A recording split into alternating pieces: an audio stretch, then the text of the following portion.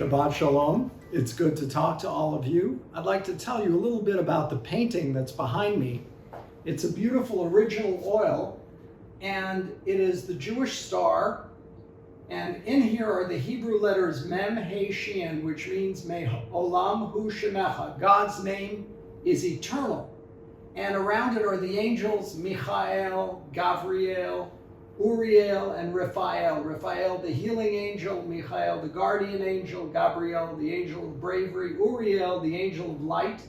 And the idea is these inverted triangles, which represent Kabbalistically the combination of masculine and feminine traits, unite into one deity, namely God, that brings about all of the miracles of life itself. And the Mem He Shin is also a meditation on keeping away evil or destructive energy.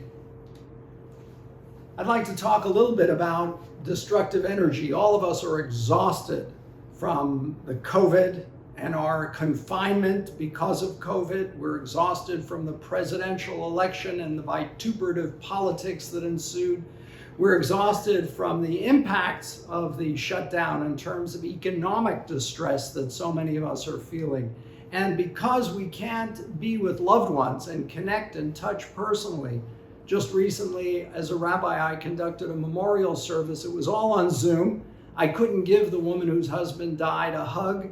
I couldn't hold the son's shoulders and look him in the eye and say, "You're going to come through this with God's help. You'll go through your mourning process and survive." It makes it just so much more difficult without having the human connection. That many of us feel confined and restricted. And even though it's not a prison, we have beautiful homes that we live in or apartments where we've got all of our favorite things around us. It's a far cry from a prison cell, but yet because we're restricted, we feel that sense of imprisonment.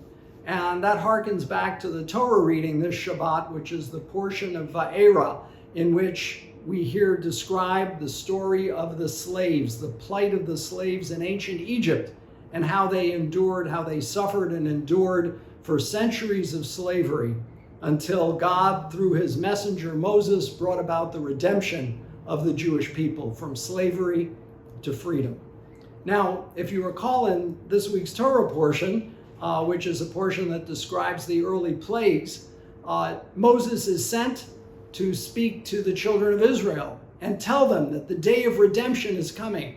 But the Torah says they couldn't hear his message, mikotzer ruach, which means they were short of spirit. They were worked so hard, they were so exhausted, they couldn't even hear, much less conceive of a concept of redemption, of coming out of slavery. And I think that's true of a lot of us, that we've been so assaulted by this virus and the impact of lockdowns, that we've been so assaulted by the constant bickering and conflict in the political arena that we're physically and spiritually exhausted. I hear that from so many people who share that with me by email or text message, that this is a time that we have to open to hear a message, that a redemption is coming. You know, last week I said my mantra is going to be over by Passover, which is the end of March. Halavai, it should only be true. It should only be so that we can gather, and probably gather in a new way, but gather to celebrate the Passover Seder, which of course harkens back to the Torah reading as well, the great celebration of freedom.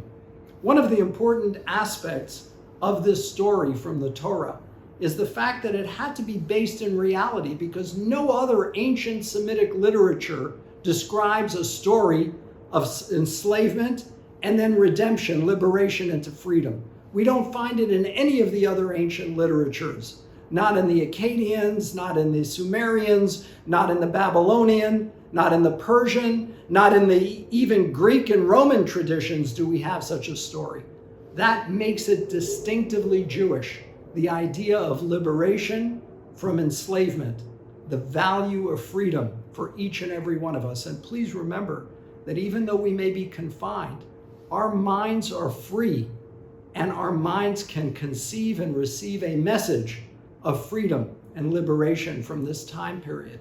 We'll look back on it and say, I endured, I survived, I came through. Now, what is really important to remember as well is that Freedom is established as a primary principle in Jewish life. If you look at the Ten Commandments, our great Decalogue, what does it say? I am the Lord your God. That's commandment number 1. Not who is the God of your grandfathers or great-grandfathers or matriarchs and patriarchs, Abraham, Isaac, and Jacob. It says, I am the Lord your God who brought you out of the land of Egypt, out of the house of bondage. Which means that for us, for our faith, for our understanding of God and the essence of God, it's about freedom, the freedom to worship, the freedom to speak. We can never allow those to be jeopardized. As Jews, as Americans, we can never allow those values to be compromised. And so embedded in our tradition, as I said earlier, is that belief that every human being is endowed with dignity as a human being and enabled to enjoy the fruits of freedom. I know that a lot of us have been in pain over what's been happening and how we've had to endure this time, but we will indeed look back if we only open our minds to the possibility. Someone who closes their mind and can't conceive of being really free may never achieve that sense of freedom. We'll lose that opportunity to have the hope that has kept us going through all these centuries.